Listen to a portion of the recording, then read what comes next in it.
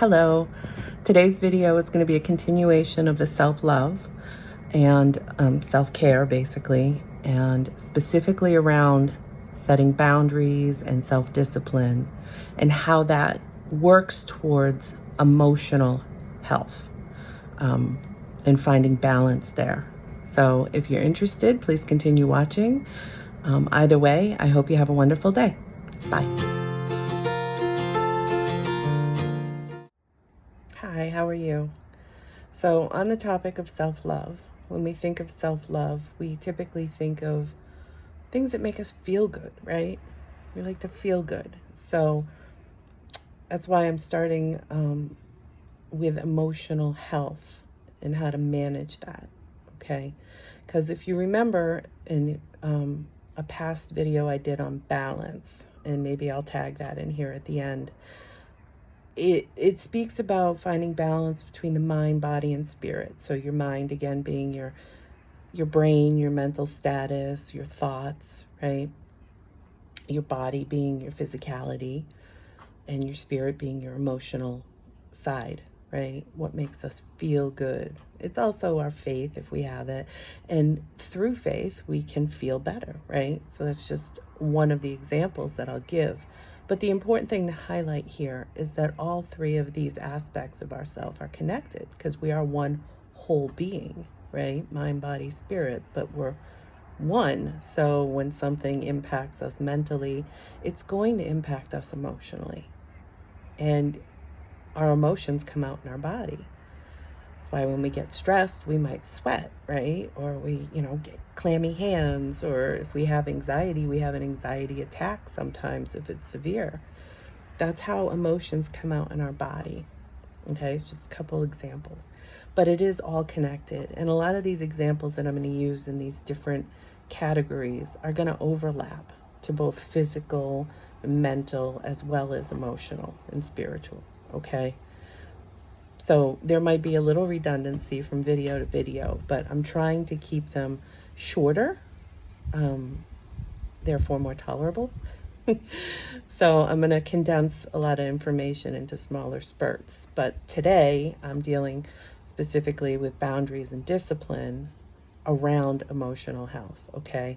But if we think of boundaries and discipline, that can play out in a lot of different ways. If you think about relationships with ourselves and with others, right?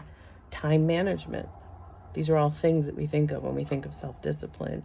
It could be around money management, right? Because all of these things impact us either on an emotional level, a physical level, or a mental level. Usually at least two out of the three, if not all three. Eventually it will be all three because they're all connected. So physical health management, right? Mental health management, and emotional health management. So again, a lot of the things that we use in these different areas are going to overlap. Okay. So if you think of physical health management, that oftentimes makes us feel better. And when we feel better, different hormones are released in our brain and we think better, right? When we get lethargic or depressed, or if we're anxious, we have a harder time concentrating. So you can see how it can impact. And it goes back and forth. That's why balance is such a big deal when, especially with self-love, okay? Because in this case, when we're talking about emotional health, we want to feel positive. I don't want to say good or bad because those are judgment words, right? And what is good for one person might not be good for someone else. So ultimately, though, we're looking for more of a positive feel, a positive vibe, right? So if we think of spiritual or emotional health management, one way to find balance in that is building in treats for ourselves. And that could even be, with physicality. Like I said, that's going to go over. If you are trying to be mindful about what you're eating, well, they say don't vilify food because you then have a physical reaction when you eat that food, which then makes you crave it more and actually get fatter from it. Whereas if you don't vilify food and say, occasionally you have that piece of cake and don't judge it and don't say, I can't have that, it only makes you want it more. And you can carry that over to a lot of aspects in life, not just food, right? So again, moderation. In some things we don't want to touch at all, like illicit drugs. Those just aren't healthy for us. They're just not. But people will often gravitate to those because it's a coping mechanism. Same way someone might eat a pint of Ben and Jerry's. That was that was a coping mechanism for me for quite a while, was eating ice cream. It made me feel better. And if you think of the chemical reaction with sugar, it does. It initially gives you that high, much like a drug. And then you crash, much like a drug, right? So it's just an example. Behaviors are behaviors. And most of the time, when it comes to coping behaviors or mechanisms, the hardest part to break is the behavior, not the addiction. And obviously not everything we might run to for coping is addictive, but behaviorally it is, because habits, they don't take that long to form. Well, usually somewhere around a month or so, I don't know. But they are hard to break. So in any case, so it's building in little treats for yourself, whether that be, food treats. It could be gifts. Like the other day I bought myself a dozen roses because it made me feel good, right? And not because I felt lack in any area, but because I saw them and I love roses and they were beautiful and they smelled wonderful. I'm like, why not? I had the money, so I bought them for myself. I don't need to wait for someone else to buy them and then feel like I'm missing out on something because they never bought them for me and I shouldn't have to ask or this, that, or whatever. This is part of that self-love. It's that self-ownership, right? It's not blaming others. If you want something, you go after it. Obviously, it's about balance. So if I didn't have the money, I might wait. I might budget for it, right? And that's that balance with the money management, because nothing can be more of a stressor for people than debt and money. And I don't know anyone who hasn't, I personally don't know anyone who hasn't struggled with that at some point in their life. And some people, it's an ongoing theme. And especially right now with the cost of everything, and it can be hard. So it's, again, that discernment in the moments. Is this in my best and highest good, or is it only going to add more stress to me later because now I'm adding debt that I can't afford to begin with, or whatever the case may be. Everybody's different, and there's no judgment here. I'm just highlighting these. Like I said, they're very general, just to give people a way of kind of connecting the dots and understanding how it is all connected and how it can quickly trickle if we're not staying on top of it, being mindful, and self-accountable. Okay, and that's that discipline. All right, I recently put out a meme that said the highest form of self-love is self-discipline, because sometimes it doesn't feel good in the moment to say no. We want that now. We want that instant gratification, right? However, sometimes for our best and highest good, it's important to say no now and plan for it or work towards it. And that's goal setting. That can be dreams, long-term goals. It took me 15 years to get my bachelor's degree because I didn't go straight through. I couldn't. At one point, I was working 6 jobs. Another point, I didn't have the time, but I had the money. Another point, I had the time, but I didn't have the money. So there was quite a few years getting my bachelor's degree that I only took like 1 class a semester because of time management or whatever the case may be. But I stuck with it, right?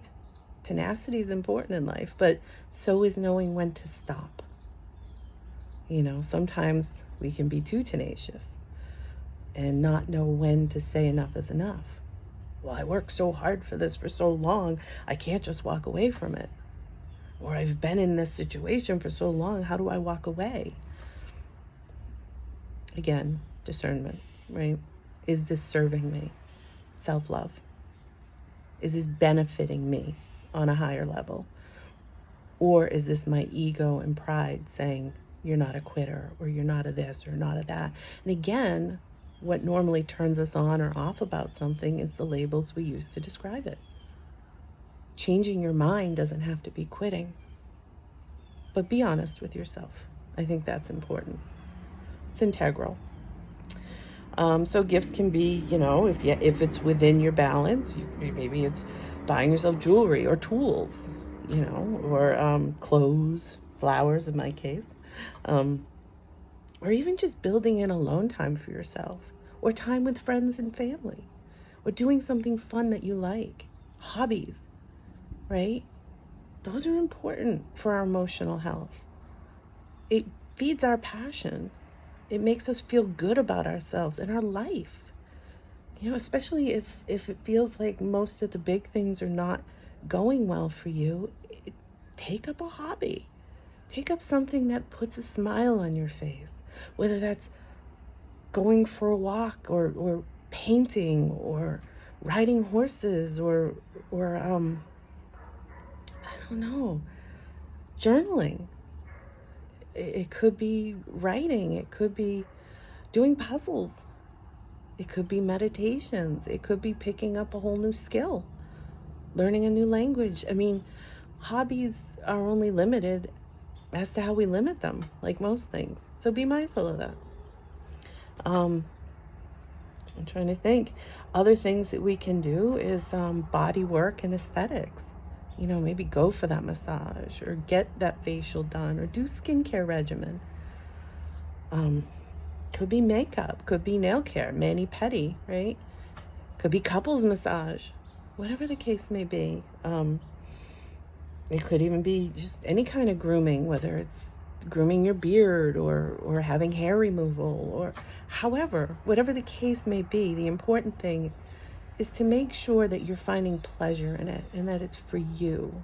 Okay, you're doing it for you, not because so-and-so is going to be attracted to me, right?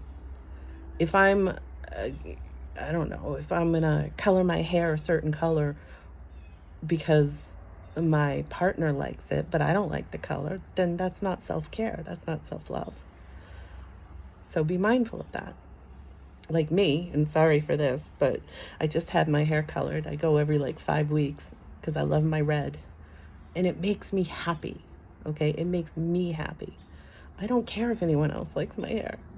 Every time I look in the mirror and I see it, it puts a smile on my face. And this only lasts for a couple days. It's because I got these little wispy hairs. So she has to do along there. And unfortunately, it's only a couple days. But if you're watching my videos, I'm pretty sure you're not watching for my hair or my face. So, just saying.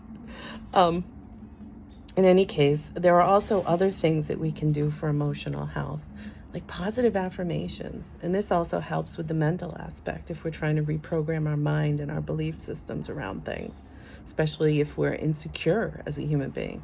If you think you're ugly, then you should be, be careful.